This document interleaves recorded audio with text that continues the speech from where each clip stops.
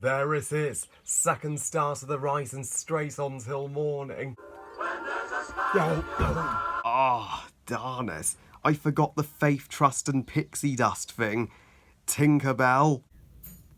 Hooray! Word of advice, kids, never attempt to fly without faith, trust and pixie dust, ever.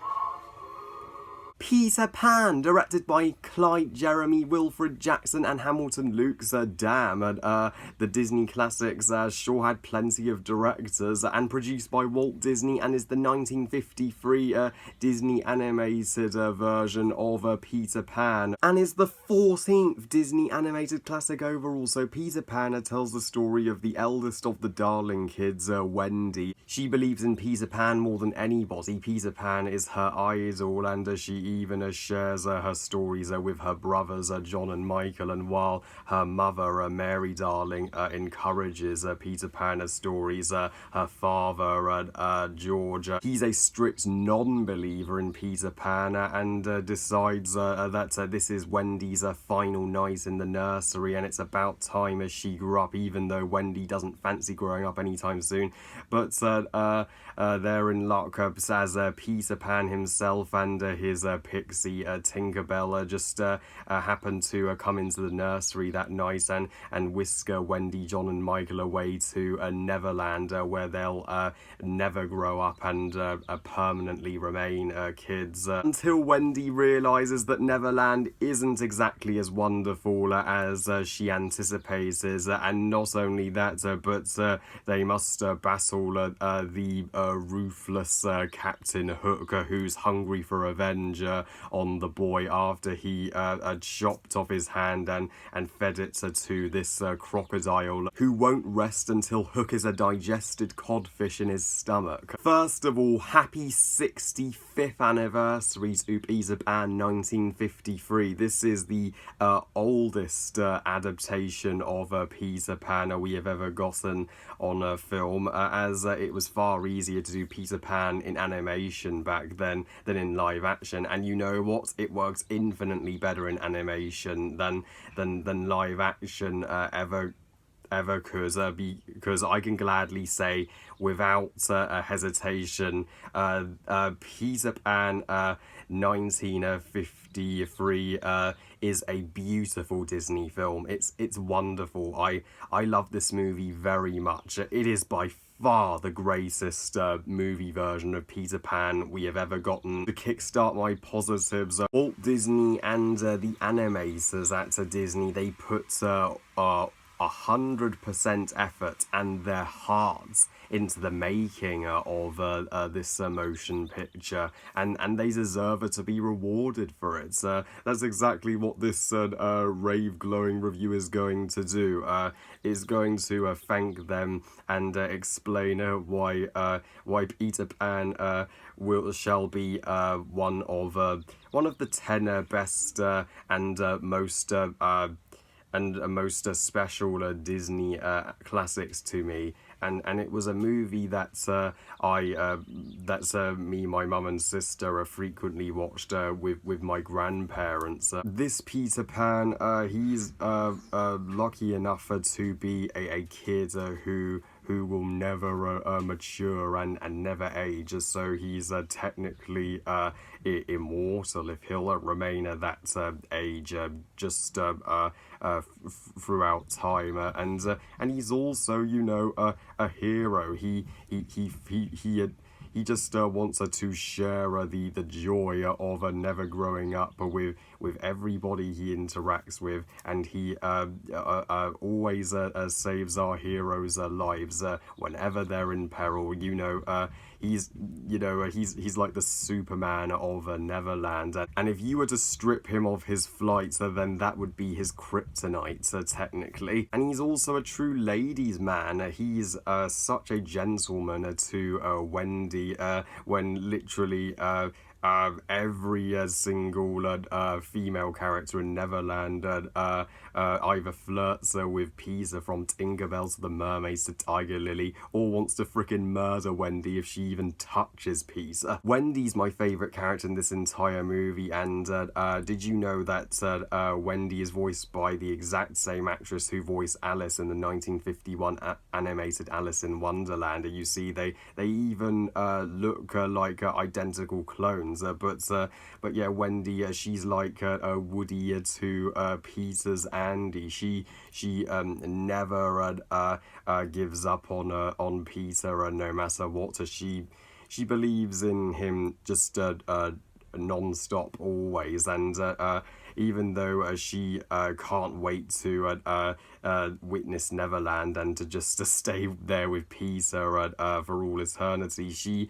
realizes what, at some point you growing up is necessary. It is important, but you know what? So you can mature and still believe in Peter Pan and keep your inner child. That's an important lesson for kids. You can grow up, but your childhood wasn't for nothing. And her brothers John and Michael, I love how they become a part of the Lost Boys. And the Lost Boys start with being aggressive and savages, as Wendy says, but she helps them see that you growing up, you need guidance, you need a parent, and she becomes a mother figure to them. And how could you not love Michael? He's adorable, but even more so is Michael's teddy bear, who is literally a character himself throughout this movie. And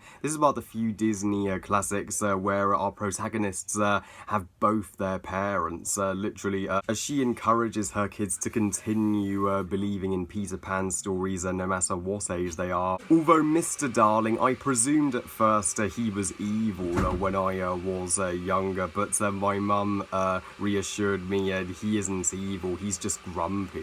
Exactly, he is just grumpy, and he's just convinced that it's about time that his eldest daughter does move on,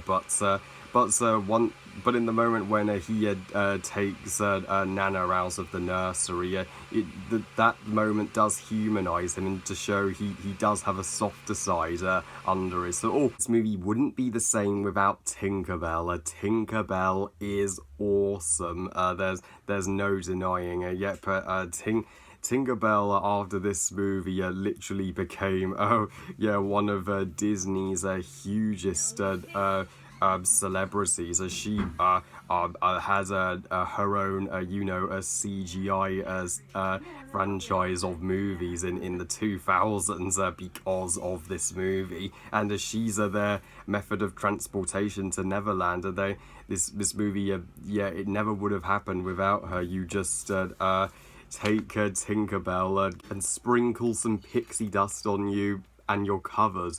Whoa, it works. Keep this in mind, kids. Attempting to fly without faith, trust, and pixie dust would be suicide. That's a health and safety hazard. Some may complain that about Tinkerbell's, stubborn and aggressive personality in the first half of the movie. She literally, she strongly dislikes Wendy getting closer to Peter. But you know what? By the end of the movie, she does realise that Captain Hook is the real villain here after he tricks her into giving away Peter's hideout, which brings us to our antagonist himself, Captain James Hook. Captain Hook, he's one of the most perfect Disney villains that I've ever seen. He's one of the few, not just Disney villains, but movie villains that can that can balance being legitimately intimidating and legitimately hilarious. The best scenes in the movie are the hilarious banter between him and Mr. Smee. Although Captain Hook treats Mr. Smee like total shit, Smee is always there for the captain through and through. You gotta love Smee for putting up with this psychopathic captain. And you even sympathise to some degree. I mean, who wouldn't be pissed off if somebody literally robbed you of your hand and fed it to a croc? But to go as far as dedicate your entire life to murdering a kid, this dude's a douchebag. But I admit it isn't just fun when you have one hand. Imagine if Captain Hook needed to scratch his arse. If he scratched it with the wrong hand, he'd be screws. Crocodile's TikTok would be an awesome ringtone to wake you up in the morning. Da da dun dun da da da da dun dun. Yep, and the moments with Hook and the crocodile are some of hands down the funniest freaking things that Disney has ever done. They get a huge laugh out of me. I'm like, why can't we have more scenes like this in the movie when Captain Hook's like, Smee, get me the fuck out of here, row for the ship. And the hand-drawn animation in this movie, hand-drawn is my favourite style of animation, and it's remarkable, especially by 1953 standards, and especially the moment when, in the iconic moment when Peter, Wendy, John and Michael and Tinkerbell are soaring over London. That sequence reaches a new plane of oblivion of awesomeness. That's a sequence is one of the most breathtaking pieces of and detailed pieces of animation that I've ever seen in my entire life. Hugely satisfying and beautifully composed soundtrack. Although songs like You Can Fly and Following the Leader get the attention they deserve, sadly, people pay no attention to other songs like The Second Star to the Rise, or particularly Your Mother and Mine.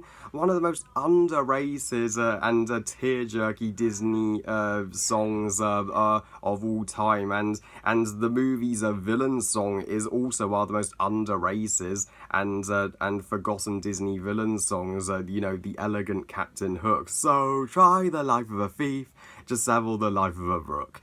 There isn't a boy who won't enjoy working for Captain Hook, the world's most famous crook. And to address the controversy surrounding the Indians, the What Made the Red Man Red song, that song was never intentionally offensive. It's to Native Americans. It's harmless. Nobody complained about it back then, so I don't see the need to complain about it now. The ending was originally intended to have, the Jolly Roger explodes, and our entire group of heroes is obliterated. And our entire group of heroes is blown.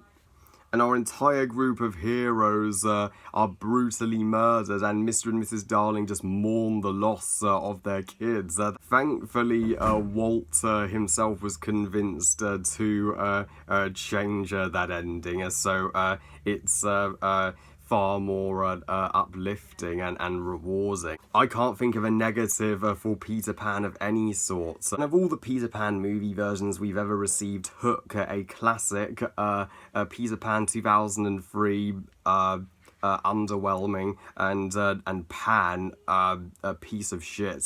None of them compare to the Disney Peter Pan. I give Peter Pan 5 stars out of 5. Best movie ever. So yeah, childhood classic of mine. And also, how come Michael didn't untie Nana when they were flying off to Neverland? If only he had, then Nana would have come on the journey also. Well, I love you guys. Thank you all for watching. I hope you guys enjoyed this review. What do you think of Peter Pan 1953? And let me know what is your favourite version of Peter Pan. Please comment and let me know. Please like this video and subscribe. Please follow me on Twitter and on Google Plus and on Instagram. And I'll see you next time when I review its vastly underrated sequel, Return to Neverland. And remember, movies are us. Bye, guys.